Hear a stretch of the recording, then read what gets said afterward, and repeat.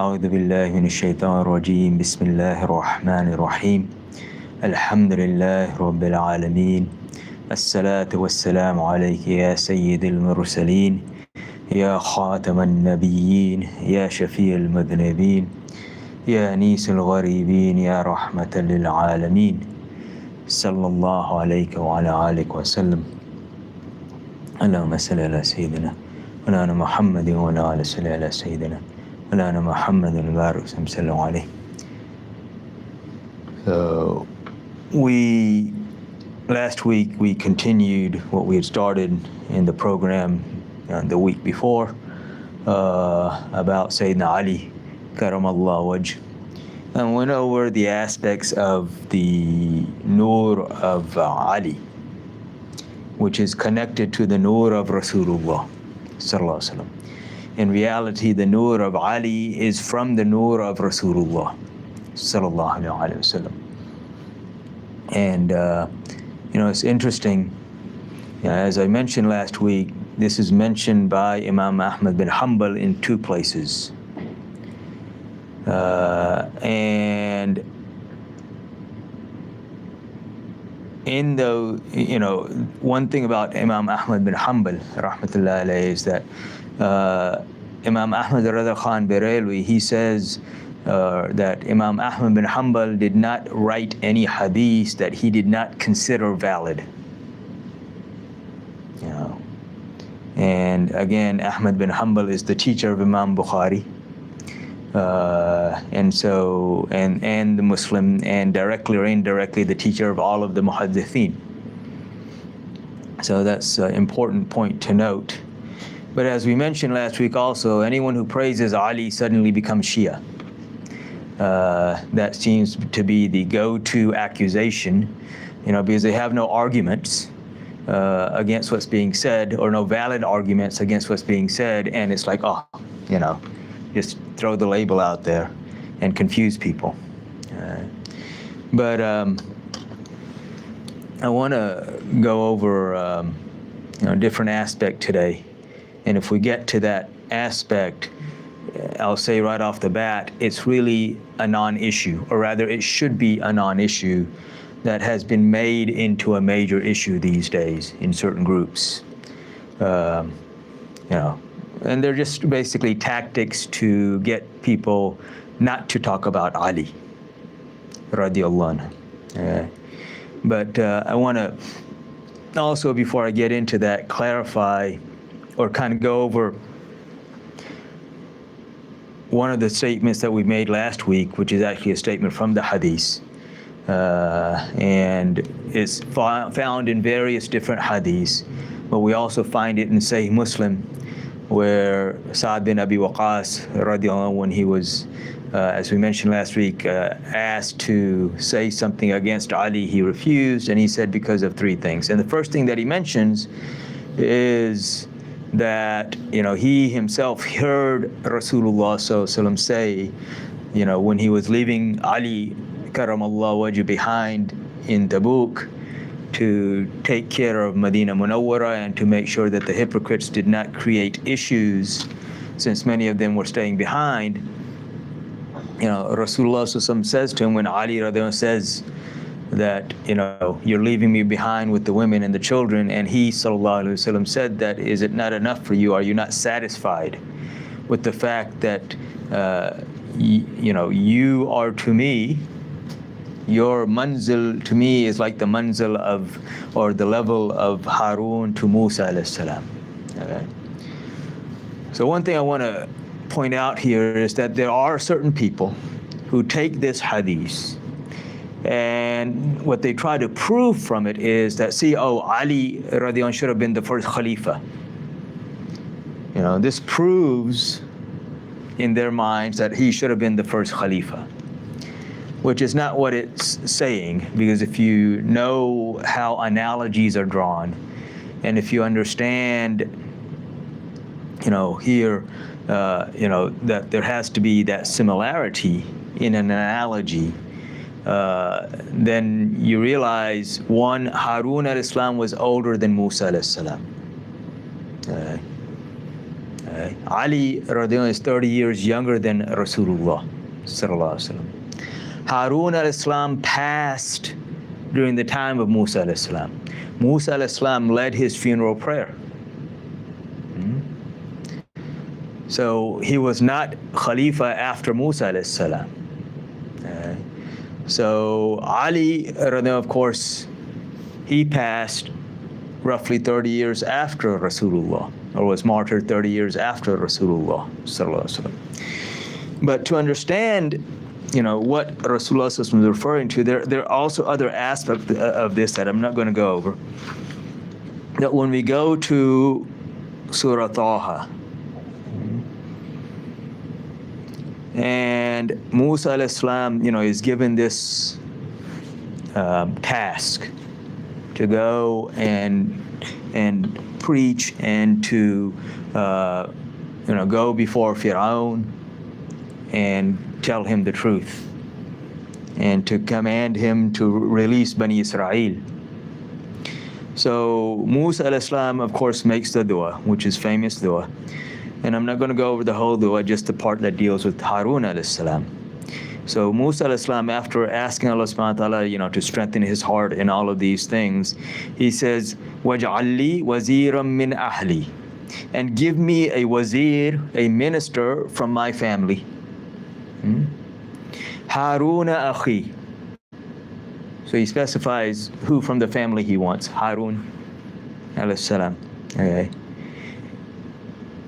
Ushdud bihi azri, and to my strength, add to my strength through him.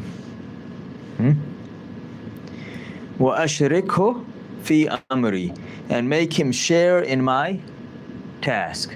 Make him sharik, or share in this task of mine. And so when we look at the position of Ali, karamallahu wajh, right? He is that wazir to Rasulullah sallallahu alaihi wasallam. He is the one who has lightened the burden of Rasulullah sallallahu alaihi wasallam. He shared in that task on multiple levels.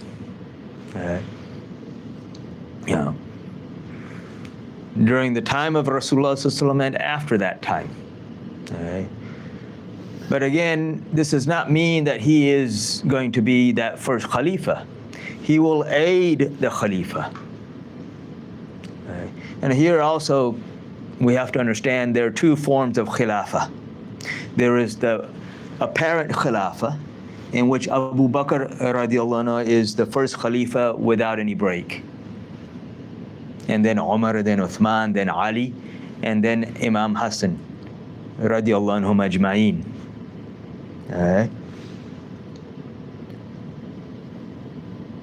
And so these are the Khulfa Rashidin.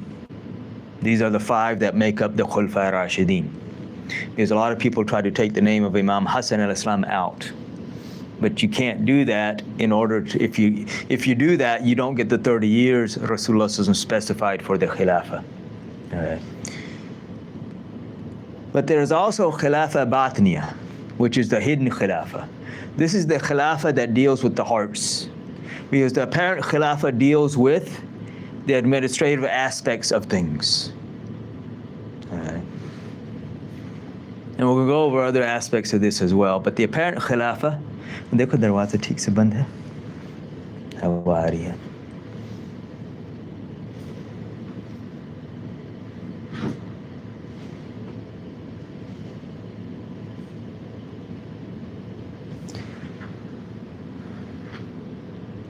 The apparent Khilafah deals with making sure everybody's given their rights, making sure you have an educational system, making sure that the people are educated, making sure that the people are taken care of physically, their well-being, making sure no one's going hungry. All of these things are part of the apparent Khilafah. The hidden Khilafah takes care of the hearts, the spirituality. And here, and again, this is something that I'm going to go over later, inshallah, probably not today, maybe next week. Here, Ali radiallahu anhu is the first Khalifa without a break. But this is, again, his task is not to deal with certain other aspects, his task is to make sure, his first task is to make sure that the hearts are in the right place. Okay? And this is why he aids whoever comes as Khalifa for the apparent Khilafah. He aids them in their task, as he aided Rasulullah sallallahu alaihi wasallam in his task. Okay? So he has a very unique position. This is why whenever there was any situation that came up, one of the first people that the Khulafa Rashidin called was Ali. And after Uthman, when the people came to him asking him to become the Khalifa, he said what? He said, look, you choose amongst yourself, I will support whoever you choose. Yeah. But they came back and said, there is no one else. You're it. You're the only one who can deal with the situation. Yeah. But the other aspect here also, as far as aiding Rasulullah, and we've gone over this incident and hadith multiple times in the past. I'll mention it briefly here again, is Abu Sayyid Khudri radiallahu anhu. He says that he, along with the companions of Rasulullah, were waiting outside the door of Rasulullah, waiting for him to come out. And when he came out, one of the laces on his shoe broke. So he hands that to Ali to fix, and they continued and moved forward. And then, Rasulullah makes a statement to them that there is one amongst you who, as I have struggled for the revelation of this Quran, will fight and struggle, and the word is qital, so physically fight, for the correct understanding against the forced and false interpretation of the Quran. And Abu Sa'id said, we saw amongst them us Abu Bakr and Umar. And we asked, Ya Rasulullah, who is it? Is this Abu Bakr or Umar? And he says, it's the one who is fixing my shoe. And so they all of these companions now come rushing to Ali to congratulate him on this status of his that Rasulullah has told them about. And Abu Sa'id, he says, when we said this to Ali, it wasn't a shock to him, because it was like, you're telling him something he already knew. And so, of course, the struggle or the fight for the revelation is against the non-Muslims. But the struggle and the fight for the understanding and interpretation is going to be against those who are saying La ilaha illallah Muhammadur Rasulullah sallallahu alaihi wasallam. Okay. So this is, again, very important to understand. Okay. I'm going to use certain terms, so I want to define them before we get into the actual issues that I want to get into. So there is something known as the Zuriyat-e-Din, the necessities of the Deen. These are things that you cannot, these are things you have to know. These are things that are mandatory. Okay. So, and the way to understand, or easy way to understand this is that, will I be asked about these things on the Day of Judgment? Okay. So if we look at the questions, and not just on the Day of Judgment, in my grave or when the hereafter starts, which is the grave is the first step. So 3 questions in the grave, and we all know those. Ma Rabbuka, who is your Lord? So we have to know who we're worshiping. That is a necessity of the Deen. Our understanding or our concept, even though in this question itself, it's a very broad question, it's not very specific. All right. But we have to have knowledge of Allah and His attributes, and so that we know who we are worshiping. All right. Ma dinuka, what was your way? What way did you follow? Not yet. All right. So, what is the way that you followed?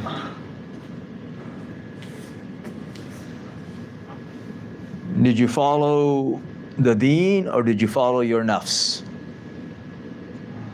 All right. Did you interpret the deen in light of your nafs? All right. And then the last question, which becomes very specific, ما كنت تقول في حق هذا الرجل, or in say Muslim, ما علمك بهذا الرجل, that what in truth did you used to say about this man, sallallahu alaihi wasallam, or what did you know about, or what did you know about this man, sallallahu alaihi wasallam. So here it becomes more specific. So again, we have to know Rasulullah sallallahu alaihi wasallam, and just knowing him, and also understanding Muhammadur Rasulullah, and also knowing that he is the final messenger of Allah, that he is the last prophet and there are no prophets after him.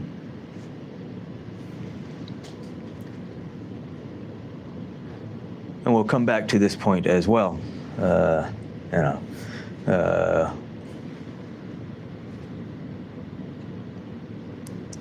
In the hereafter, there are 5 questions that everybody will ask before they can move.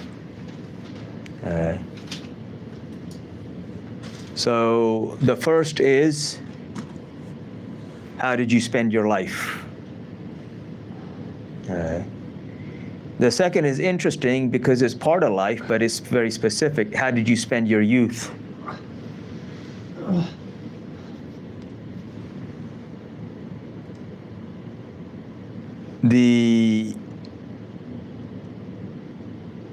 Because worshiping Allah in your youth is considered a much greater act than worshiping him when you're older.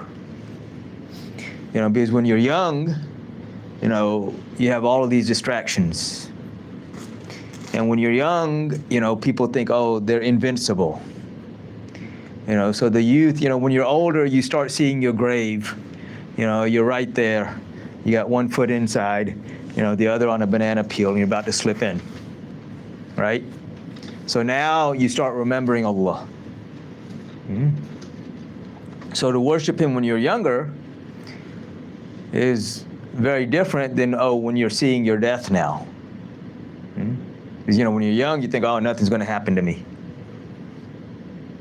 But those who remember their death when they're young are rewarded much more than those who wait till they're old. Yeah. 2 questions on your wealth. How did you earn your wealth? And how did you spend your wealth? Yeah. So, did you earn it lawfully? The interesting thing here is two questions on your wealth. Neither one of those is how much did you earn? Because that's not, in your control. But what is in your control is how did you earn it and how did you spend it? Did you earn it lawfully and did you spend it lawfully? Did you give your zakat? Did you give sadaqah? Did you do these things? Did you spend on who you're supposed to spend on? All of these things come into that spending. The earning, of course, did you earn it lawfully? Or were you cheating people out? Or were you selling things that were haram? Or were you doing this or doing that or whatever else you were doing? All right. And then the last question of the 5, and people think these are the only 5 questions, but the last of the 5 is, what did you do with your knowledge? And here this contains a few things. One is, did you act upon the knowledge that you had? Or you knew, oh, this is haram, but I'm still going to do it. Or you knew this was an obligation, but I'm not going to do it. All right? But,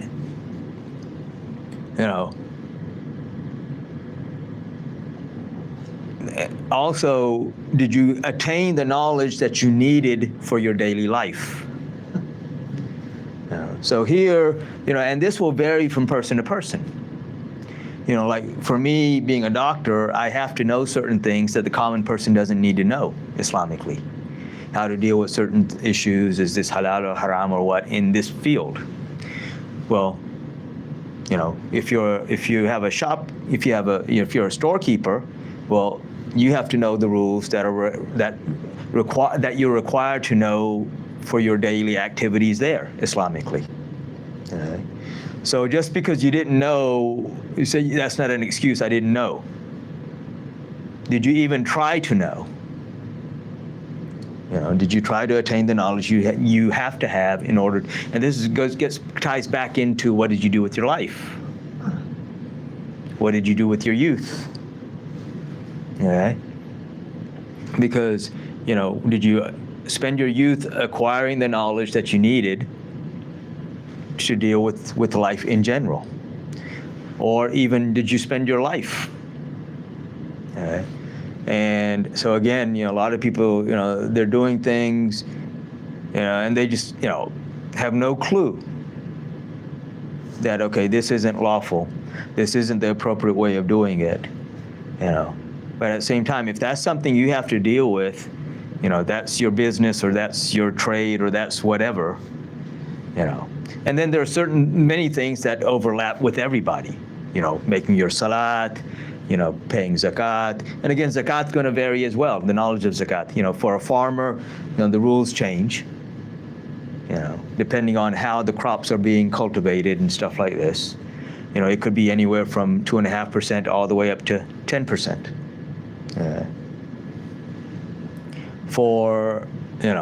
But for the common man, it's 2.5%. But then again, so again, you have to know those depending on what you're doing. You have to know, you have to know that it's an obligation for Hajj. But before you go, you need to know, okay, well, how do I do the Hajj? What are the obligations of the Hajj? What are the parts of the Hajj? All right? You don't need to know that until you're going. But you still need to know that, well, I need to make the Hajj. Okay? So these are aspects. But then, then you'll also be asked personal questions. But you'll also be asked, and everybody will be, well, not everybody, those who are going towards Jannah will be asked about what they thought or said about Ali. Karamallahu wajh. And this isn't me saying this. Ibn Hajar Haythami, Ibn Hajar Makki, in Suwahiki Muharrika, he mentions this.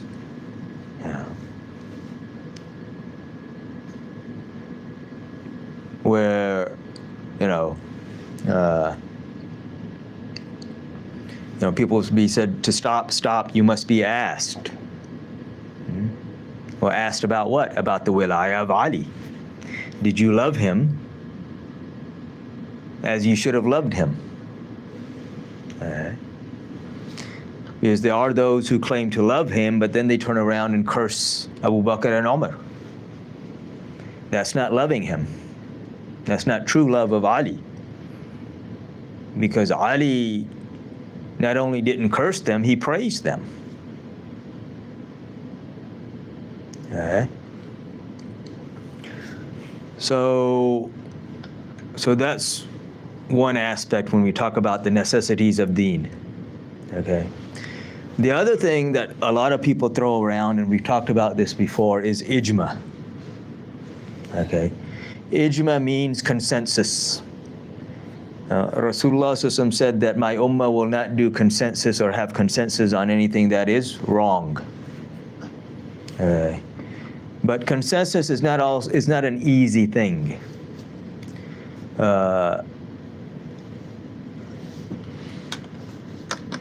There are, and a lot of people that throw out, there's consensus on this, have no clue what even the term means, have no clue as to what kinds of ijma there are.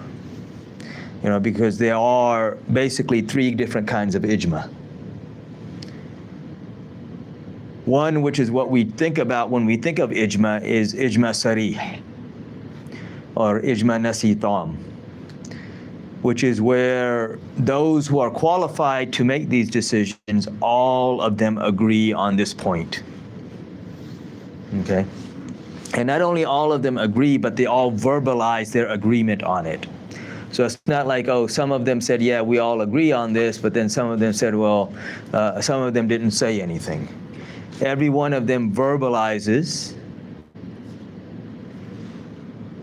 what their opinion is, and all of the opinions are the same. All right?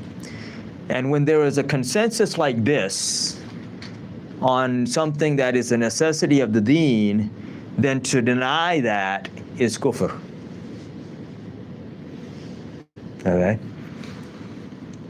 And so this is important to understand. When there is a consensus of ijma sarih, where all of the mujtahid, those who are qualified to make these decisions, have all verbalized, or written, but they've made their opinion very clear, and all of the opinions are the same. And when you have that kind of opinion on something that is the necessity of the deen, then to deny that is kufr, it's disbelief. Okay. So this is why, it was very interesting where, because you have people, you had a consensus on this of the, when we talk about the prophethood, and we said the third question in the grave is on Rasulullah Sallallahu Alaihi Wasallam. So you had the consensus during the time of the companions, during the time of Abu Bakr, where all of the companions verbalized and agreed that Khatam al-Nabiyyin means that there will absolutely be no prophet after Rasulullah Sallallahu Alaihi Wasallam, no new prophets to come after him, period. Doesn't matter whether it's a prophet receiving revelation, receiving a book or not. It doesn't matter whether it's a prophet receiving Sharia or not. It doesn't matter what kind of prophet, Islamically, there will be no prophet after Rasulullah, no new prophet after Rasulullah Sallallahu Alaihi Wasallam. Okay? So you have this consensus, and every one of them verbalized, this is what this means. We all agree that this is, okay. And yet you have certain so-called modern-day scholars who write Tahzir al-Nas, like Qasim Natwi, he wrote Tahzir al-Nas, in which he challenges that consensus.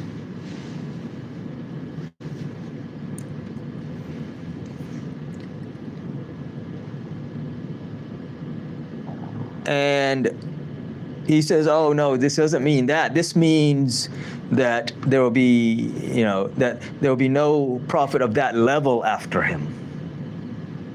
He says, he makes a statement in there, he says, that the average person, the common man, thinks that Khatam al-Nabiyyin means that, that he is the last prophet. But the people of knowledge know that there's no virtue in being the last in anything. It means that he's the zenith or the pinnacle of the prophets. Yeah.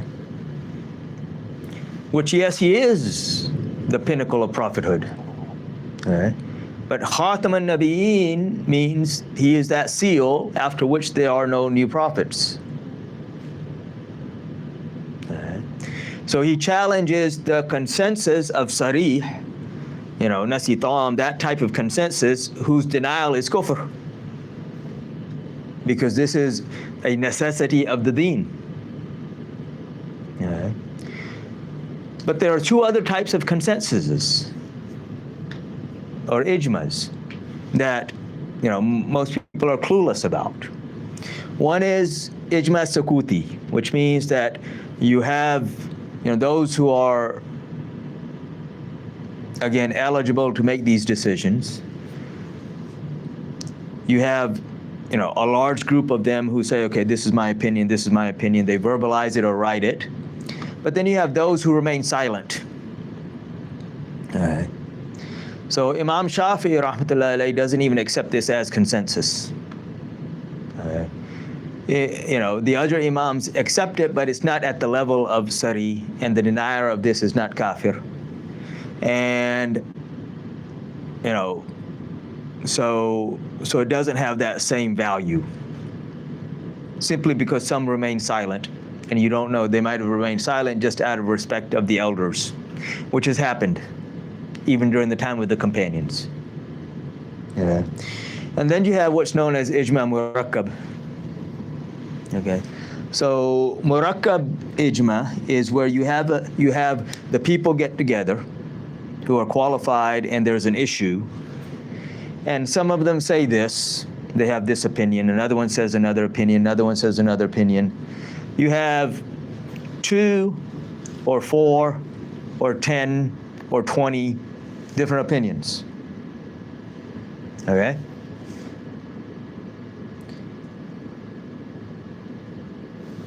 What this does is, it's known as ijma murakkab because it contains the opinions. Anything outside of these opinions is deviation, but also criticism of any one of these opinions is incorrect. Criticism meaning that, saying outright that this is a deviant opinion. So you have this amongst the companions where you have various companions saying one thing, other companions saying something else. Okay.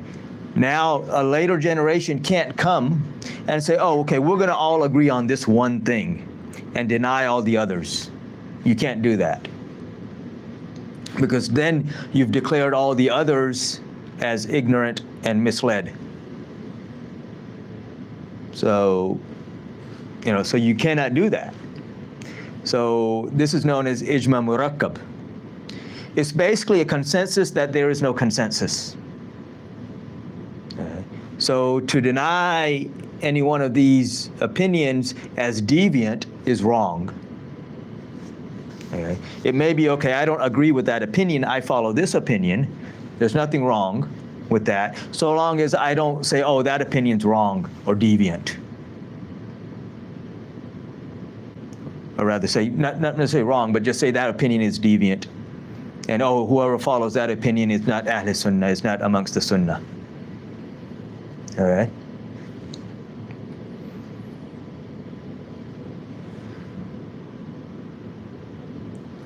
You have on the flip side of ijma, you have where, of course, normally what's going to happen is if there is a difference of opinion, you're going to have a majority and you're going to have a minority. So the majority is known as jamhur. Okay. So jamhur basically, it literally means majority. So when you have a majority opinion, then it becomes understood automatically, well, if I got a majority opinion, there must be a minority opinion. Okay. And both of these opinions are within the realm of Ahl Sunnah. Just because more people are following one than the other doesn't mean that the one that's being followed less is deviant, because it's not. There are situations where, but again, that's not going to be within the realm of Ahl Sunnah. You're not going to have jamhur. And I've heard people even say, oh, this is the opinion this is the ijma of the jamhur. Okay. Which is, it's stupid. There's nothing else you can say about such a statement except stupidity. Oh, this is the consensus of the majority. Well, if you got a majority, you've got a minority. And if you're going to have a majority, well, yeah, that majority is going to agree anyway on this. That's why they all have that same majority opinion. So just because someone has a minority opinion, so long as it's within the realm of things, then there's nothing wrong with that. You cannot say, oh, you're kafir or you're deviant or you're whatever else. Okay?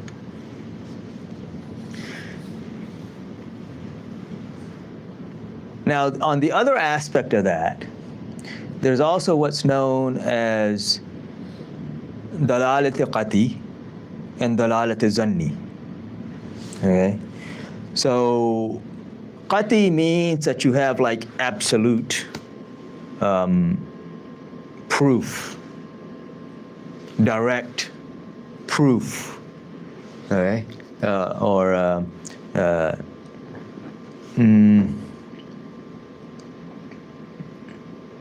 Where, it's indistinguishable or undeniable proof. something solid. This is qati. Okay. Zanni is where, you don't have direct proof, you may have indirect proof, and you have an opinion. And this is my opinion. Okay. So again, it also makes a difference here whether qati is related to something that's necessity or not, as far as how it's dealt with. So this is basically the foundation of what I want to talk about today. It took me a while to get through the foundation. Okay. But again, we're coming back to Sayyidina Ali, Karamallahu wajh. And the reason I have to go through all of this initially is because so many people throw these things out, these words out to confuse people. Oh, there's a consensus on this. Well, if you start reading the literature, you start realizing, wait a minute, there's no consensus on this. Consensus isn't an easy thing to come by. Even on things that are necessity of the deen, there may not be consensus on how to do certain things. Salat is a simple example of this. This is necessity of 5 daily prayers, are necessity of the deen. All right. You have consensus on the five salat. You have consensus on the rakats. 2 rakat for Fajr, 4 for Dhuhr, 4 for Asr, 3 for Maghrib, 4 for Isha. Consensus, right? All right. Well, how do I tie my hands? Or do I tie my hands?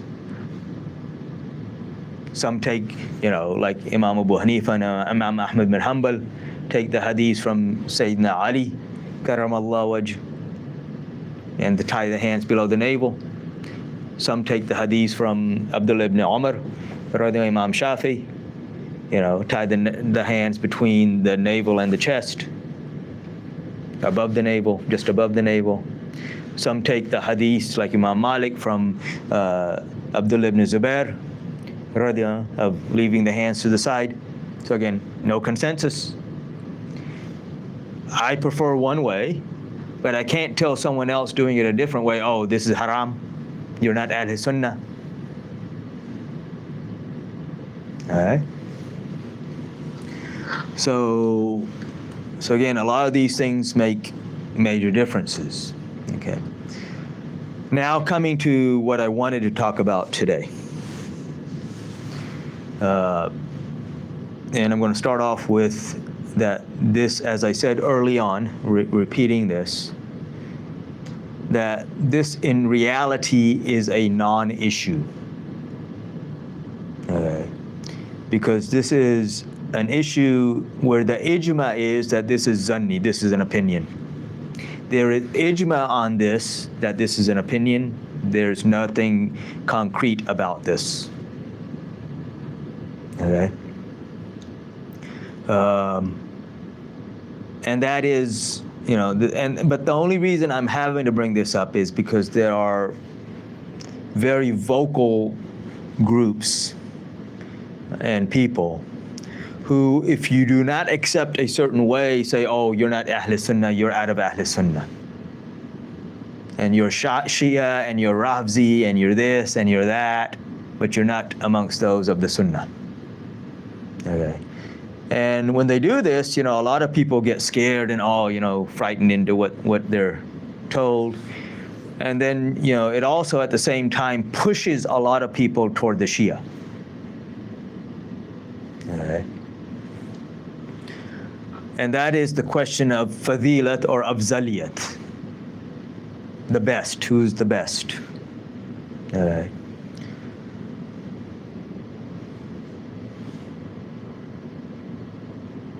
In Jummah khutbah, I myself as well, we say, خير البشر بعد الأنبياء بالتحقيق أبو بكر الصديق رضي الله عنه. That the best of bashar, men, after the prophets, Abu Bakr radiallahu بالتحقيق, with research behind this. Yeah. But when I make that statement, I understand that Ahlul Bayt or Ahlul Bayt are a different category. So they're not in the same category. I am comparing apples to apples. I'm not comparing apples to oranges. Okay? Now, so again, Ahlul Bayt are a totally different category. And so that should be understood. You know, for those who throw out, oh, there's ijma on this that Abu Bakr is. Well, if you start reading the literature, and you don't have to go very far, you know, as far as, you know, these are books that these so-called scholars should have already read. And I would much rather say that they are ignorant, they must have skipped over these books, than what may be more of the reality is that they are hiding the truth of what they read in the books, which would be worse. Okay?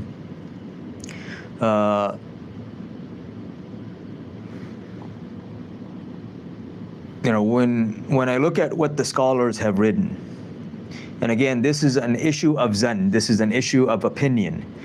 You know, and within the opinions, you have two different forms of opinion. You have known as ikhtilaf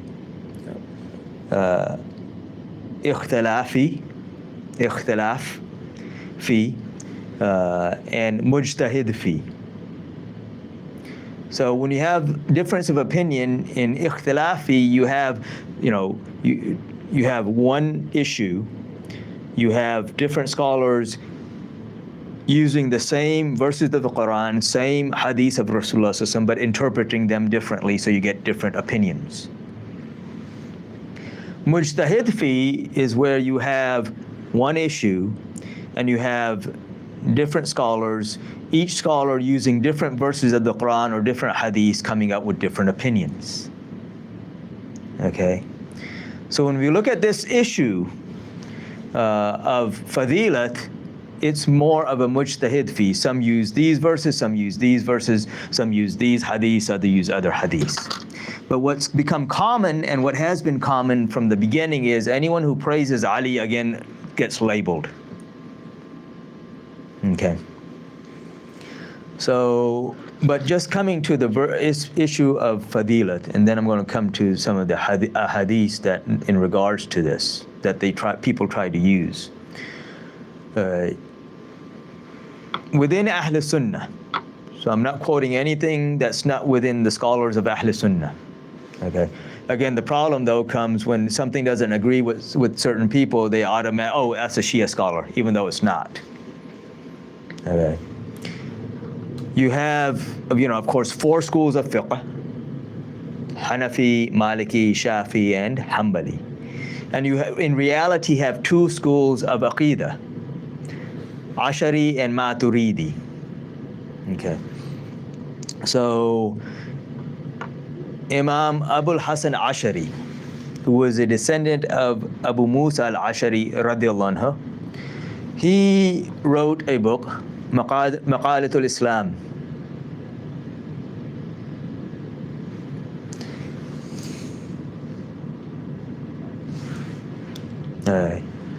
And in that he states that within Ahl Sunnah there are 5 opinions. Again, this is his opinion. He's stating that there are 5 opinions within Ahl Sunnah as far as the issue of fadilat, or who's best. He says one opinion is that, you know, they say Abu Bakr is afzal, and then Umar is afzal, and then Uthman is afzal, and then they remain silent. Okay.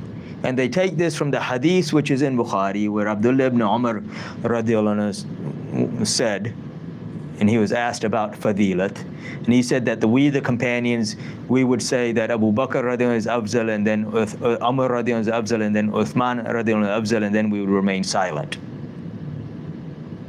All right. But I'm going to come back to this. Just remind me to come back to that first hadith. Okay.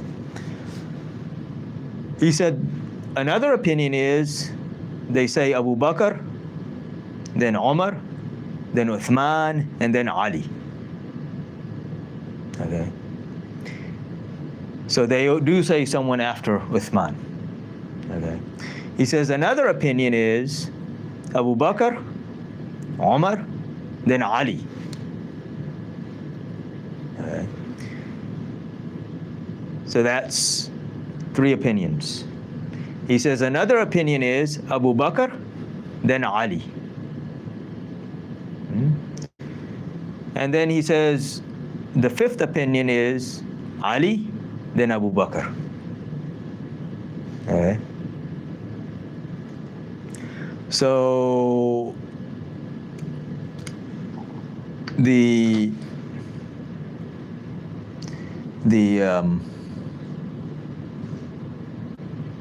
so again, there is no, and he's talking about these are the opinions within Ahl Sunnah, which in itself tells you, okay, there's no consensus on this then. Or if there is consensus, it's murakkab, meaning it's consensus that there is no consensus. Okay, so no one can say, oh, there's ijma, because there's not. And then, the Fakhruddin Razi, rahmatullah alayh, he says that within Ahl Sunnah you have those who say Abu Bakr is Afzal and then Ali, and then you have those who say Ali and then Abu Bakr. So he also mentions difference of opinion. Okay, so again, you can't have ijma sari. Okay. One other point about Imam Abul Hasan Ashari is that the vast majority of Ahl Sunnah wal Jama'ah accept him as the Mujaddid of the 3rd century. 1st century Mujaddid is Umar bin Abdul Aziz, 2nd century Mujaddid is Imam Shafi, 3rd century Mujaddid is Abul Hasan Ashari. So he's not just anybody. And on top of that, he is one of the Imams of Aqidah of Ahl Sunnah wal Jama'ah, not some other group. Okay. Abu Bakr Baqillani, as well as Imam Haramain. Imam Haramain is the teacher of Imam Ghazali. Abu Bakr Baqillani is the grand teacher of Haramain. Okay. And in his book, I'm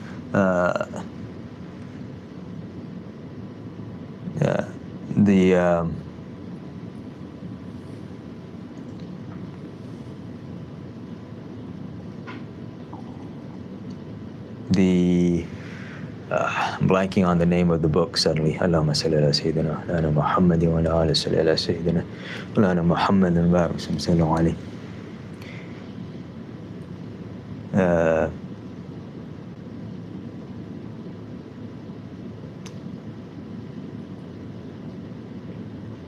I'm Arba, Maqamat.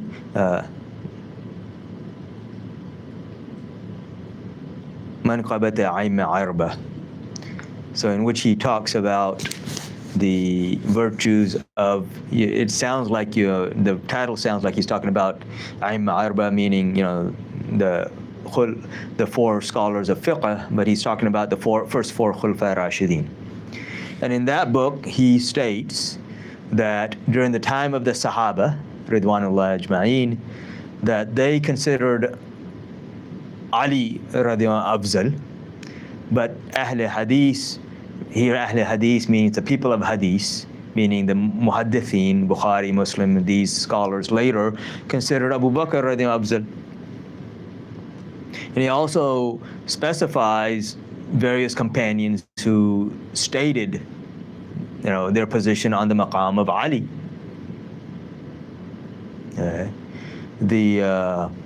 Coming back to the hadith that I mentioned early on about Abdullah ibn Umar, he's saying this.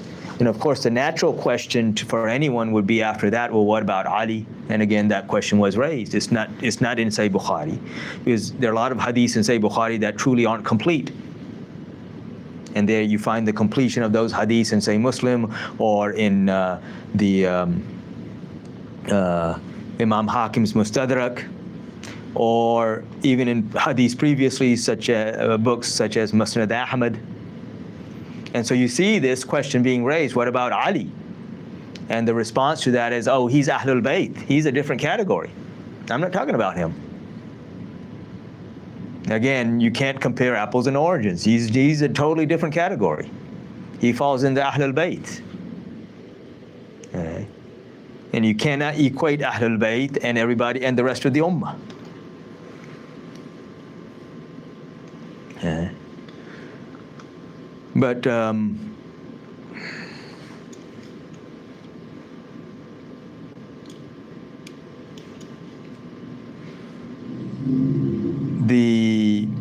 if you look at the companions, and I said, there's so many different books where all of this is mentioned, right? And again, most scholars previously, not modern day scholars, I'm talking about traditional scholars, would write that the jamhur, the majority say Abu Bakr radiallahu afzal. So again, if they're saying majority, then that means there's a minority. Okay. But here the majority also has shifted. Just like Abu Bakr Baqillani, he mentions that during the time of the Sahaba, Ali was considered afzal, and then during the time of later on, it shifted. The majority shifted. Okay. But if I look at the companions, there are 3 companions who established schools. So the madrasa amongst the companions were led by 3 companions. Okay. You have the madrasa of Abdullah ibn Mas'ud, which is in Kufa. You have the madrasa of Ubay bin Ka'b, which was in Medina Munawwara. And you have the madrasa of Abdullah ibn Abbas, which was in Makkah Mukarramah. Okay. So let's see what Ibn Mas'ud radiallahu said. So Ibn Mas'ud radiallahu he makes a statement which is mentioned by Tabari in his Al-Mu'ajjam al-Awsat. So in Al-Mu'ajjam al-Awsat, and same statement is mentioned by Imam Ahmad bin Hanbal in his Fazail Amir al-Mu'minin Ali bin Abi Talib radiyallahu anhu. Okay. And the statement is, there are actually 2 statements. One statement is where Abdullah Mas'ud radiyallahu anhu, he says that I learned 70 of the surahs of the Quran from Khairul Anbiya, the best of prophets, Rasulullah sallallahu alaihi wasallam. So he says, I learned, and here he's not just how to read them or how to recite them, he learned them. Right? From Khairul Anbiya, the Rasulullah sallallahu alaihi wasallam. Okay? And then he says that I did my khatam, I completed my learning of the Quran under Khairun Nas Ba'd al-Anbiya, the best of men after the prophets, Ali bin Abi Talib karamallahu wajh. All right. So that in itself tells you what his position is. He just told you what his position, what he says it is. Okay. You have another statement, which Tabari and also again mentioned here, where he says that we, the companions, would say that Ali was the best of the people of Medina Munawwara. Okay. Now, of course, the other people are going to try to react to this and say, "Oh, this was during the time of Ali, radiallahu anhu." That's what they'll say. The problem with them saying that is that, well, Abdullah ibn Mas'ud radiallahu anhu is the narrator of this. He's saying that we, the companions, used to say this. He was not around during the Khilafah of Ali. He passed away during the Khilafah of Uthman, radiallahu anhu. So he's making a general statement from the beginning that this is what we, the companions, used to say. And again, this isn't, just any scholars recording this. Imam Ahmad bin Hanbal and Tabari,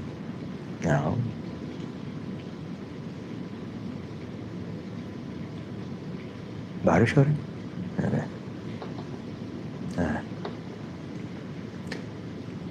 So that's Abdullah ibn Masud, who established the school in Kufa. Okay. Now let's look at Abdullah ibn Abbas, radiallahu anhu. Okay. So there is a khutbah, or actually,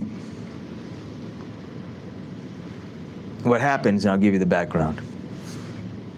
And this is mentioned by Masudi in his Murujul Zahab, as well as by Tabari. So he's called, he travels from Mecca all the way to Damascus. And he is in the court of Muawiyah, radiallahu anhu, who at that time is the ruler.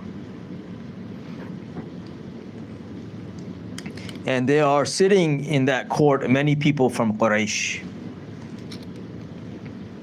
Okay. And so Muawiyah radiallahu anhu, he asked Abdullah ibn Abbas, in order to understand, Abdullah ibn Abbas radiallahu anhu was a young man during the time of Rasulullah sallallahu alaihi wasallam. He is the son of the uncle of Rasulullah sallallahu alaihi wasallam, Abbas. He is known as Tarjumanul Quran, because at one point, or one time, when Rasulullah sallallahu alaihi wasallam had relieved himself, he prepared water to get ready for Rasulullah sallallahu alaihi wasallam in a pail or lota. Okay. And Rasulullah sallallahu alaihi wasallam was so pleased with that action that he made dua for him for his understanding of the Quran. And so he becomes known as Tarjumanul Quran. You have Umar radiallahu anhu, who would keep him very close to himself because of his understanding of the Quran. For Abdullah ibn Masud radiallahu anhu, he said about him that whatever Abdullah ibn Masud radiallahu anhu considers good for this ummah is good, and whatever he considers bad for this ummah is bad. For Abdullah ibn Abbas radiallahu anhu, he says he has the understanding of the Quran.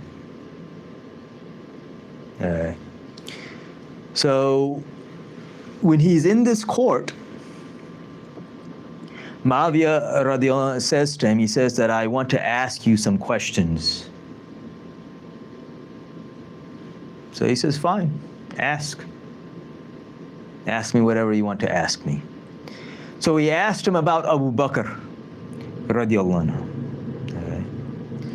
And Abdullah ibn Abbas radiallahu anhu, he extols or talks about the virtues and praises Abu Bakr radiallahu anhu. And he says that he took sabqat over all of his companions. He was first in many things, and talks about his virtues, his taqwa, and praises him in abundance. And then he asked him about Umar radiallahu anhu, and then he did the same thing. He praises him, talks about his virtues. He asked him about Uthman radiallahu anhu, and the same thing. He praises him, talks about his taqwa, his virtues, his haya, his modesty, all of these things. And then he asked him about Ali.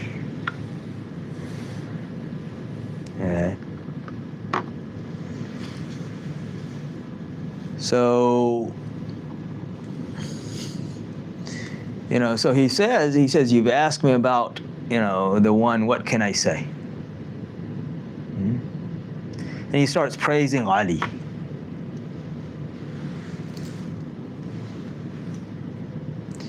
And then as he's praising him, he says, خَيْرَ مَنْ آمَنَ وَاتَّقْوَى. That he is the best of those who had iman and taqwa. And then he says he is the best of those who wore a shirt and trousers. He is the best of those who rode a horse. And talks about his virtues in the battlefield.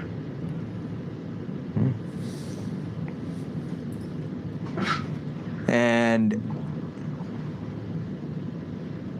he continues with his virtues. But then he says, Allah's curse and the curse of the people be upon the one who finds fault in Ali.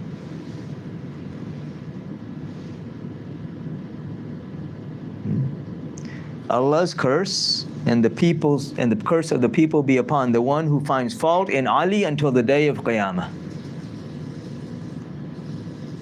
दरवाज़ा देख लो.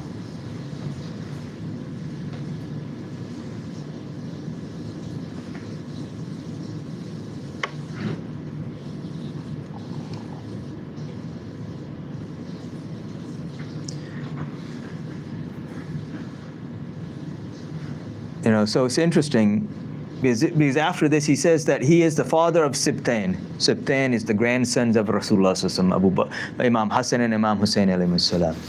Okay. And he is the husband of Fatima al-Zahra.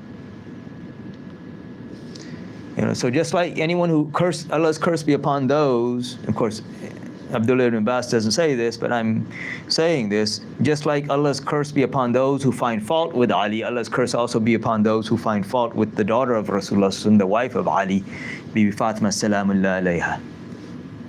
And those who say that she did khata, or mistake, or erred.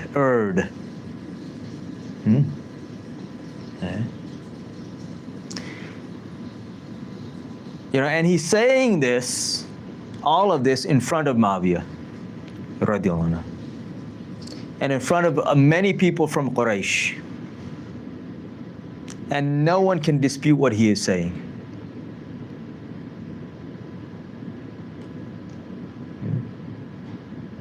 Yeah.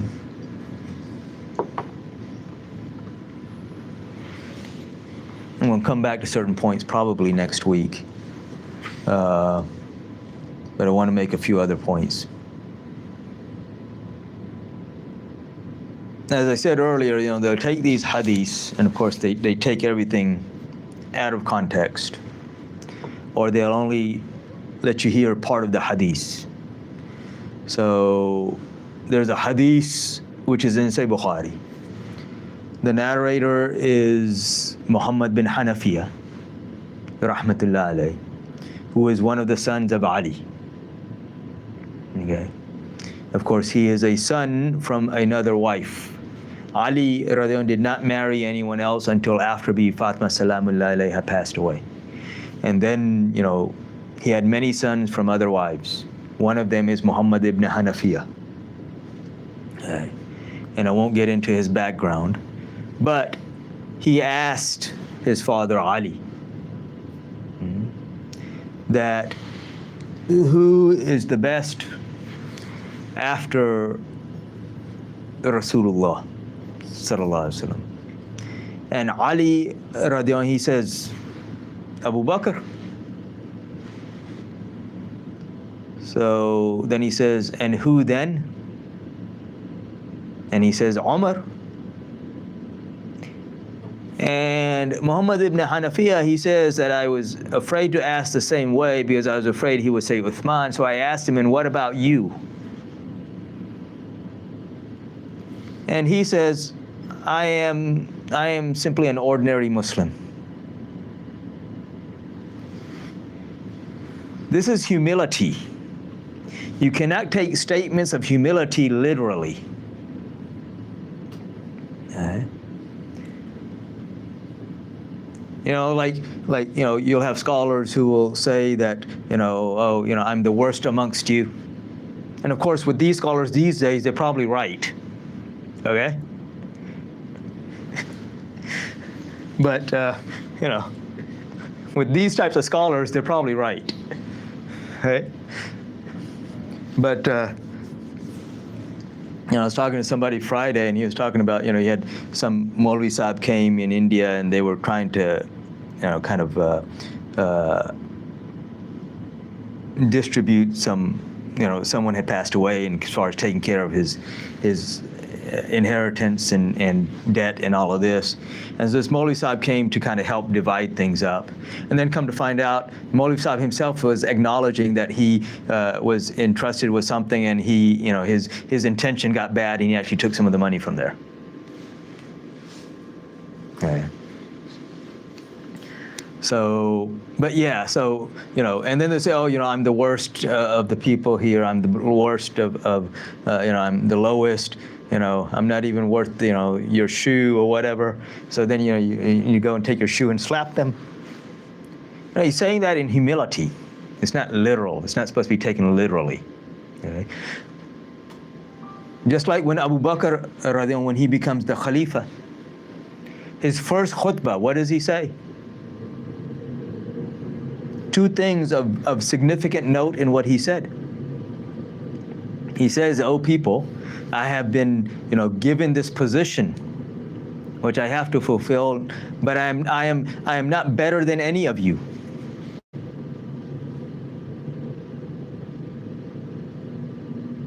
Again, can you take that literally? No, it's humility. And then he says, that, and obey and listen to me as long as I obey and follow Allah and His Messenger, sallallahu alaihi wasallam. And if I disobey Allah and His Messenger, then disobey me. They don't want you to hear that part either, because then, the ruler can't say, oh, it's wajib on you to follow the ruler,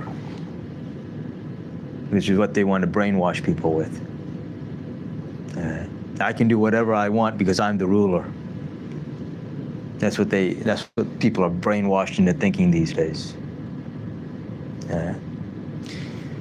But this has been going on since time of Banu Umayyah. This is what they pushed.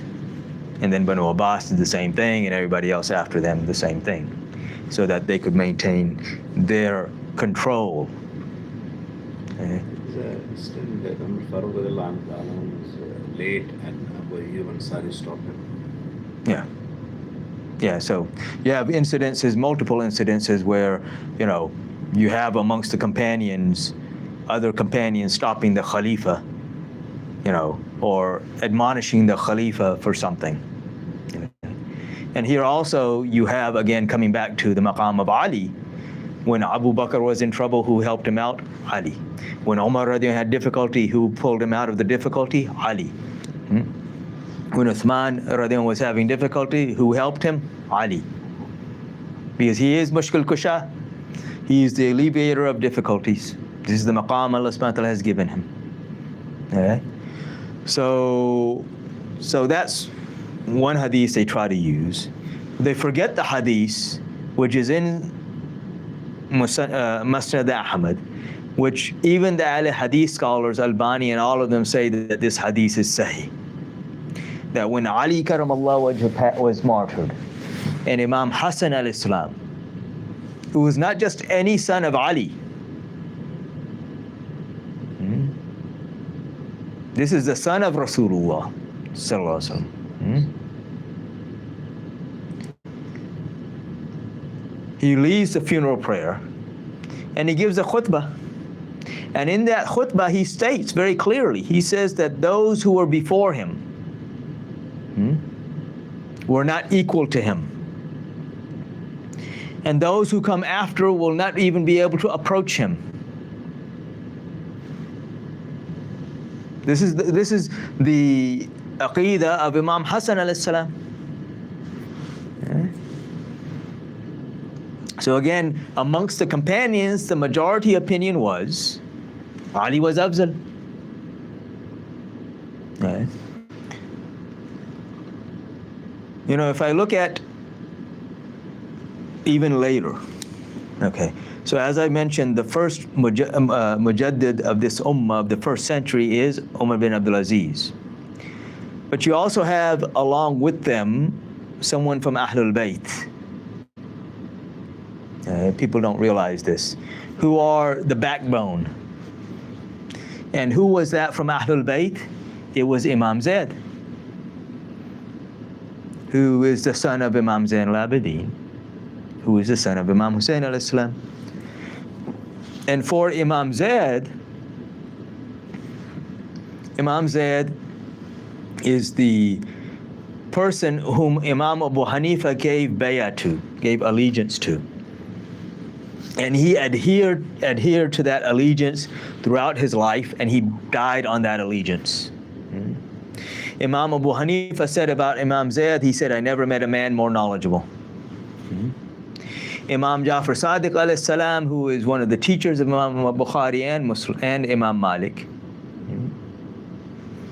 who is the son of Imam Muhammad Baqir, Imam Jafar Sadiq is the nephew of Imam Zayd, even though they're very close in age.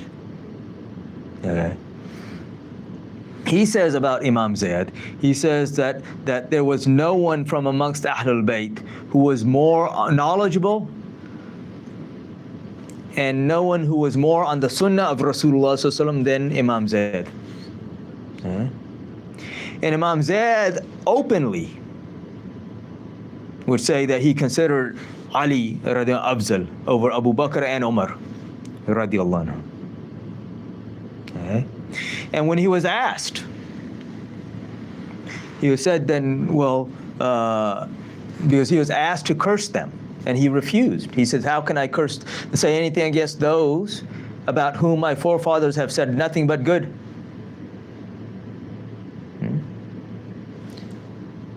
And they say, well, if you accept Ali radiallahu as afzal, then how can you accept them as Khalifa? And he says there's nothing wrong with making someone else Khalifa in the presence of someone who's afzal, so long as they fulfill the requirements of the position. This is the ideology of the Shia, that in the presence of whoever is afzal, someone lower than him cannot be the leader. But Ahl Sunnah do not accept this. And we know this from the Quran. And Imam Zayd, he defended himself from the Quran. Talut is not a prophet.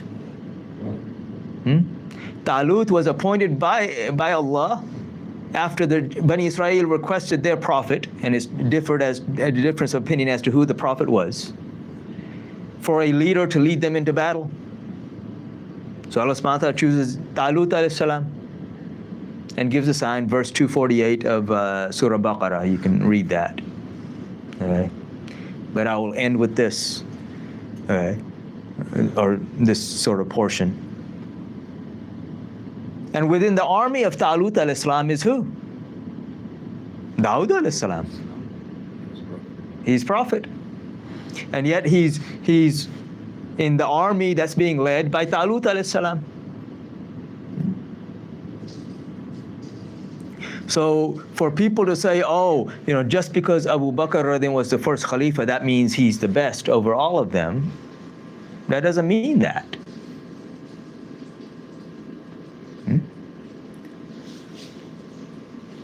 So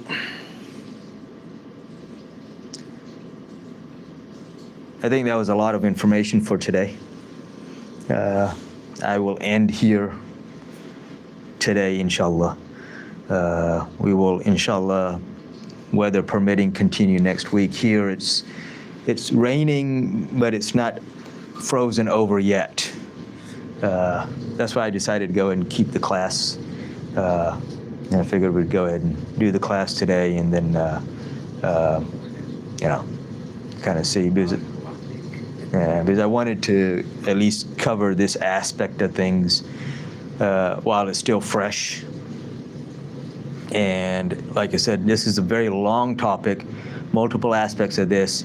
I only kind of started scratching a little bit on the surface here. as far as this issue. There are so many other, because every time you say something, they always respond with something, right? Of course, the typical response is, "Oh, you're Shia. Oh, he's Shia." All the scholars are Shia. I mean, you look at Imam Abu Hanifa, Imam Malik, Imam Shafi, Imam Ahmed Hanbal, all of them accused of being Shia. Imam Hakim, oh, he's Shia. Imam Bayhaqi, oh, he's Shia. Imam, I mean, so many scholars of Ahl Sunnah accused of what? Oh, you're Shia. Why? Because they praised Ali. Then they need to take all of those verses in the Quran in praise of Ali out. They cannot. Nah, no matter how much they want to, they cannot. So inshallah, we'll end here today. And may Allah subhanahu wa ta'ala allow us to understand. And again, before I will end with this again. This is a non-issue in reality. It doesn't matter. If someone accepts Abu Bakr radiallahu anhu, fine. So long as he doesn't say that anyone who doesn't believe like this is deviated or misguided. Someone who accepts Ali radiallahu anhu, fine. So long as he doesn't say that anyone who doesn't accept this is misguided. This is an opinion. Okay. An opinion which even the companions differed upon. So, may Allah subhanahu wa ta'ala guide us and allow us to understand. And may He fill our hearts with His true love and the true love of His beloved Prophet Muhammad sallallahu alaihi wasallam, his family, his companions, and all of those whom they love. And may He give strength and victory to our brothers and sisters that are being oppressed throughout the world, and allow us to understand the oppression, to see the oppression, and to defy the oppression. وآخر دعوانا الحمد لله رب العالمين. السلام عليكم ورحمة الله وبركاته.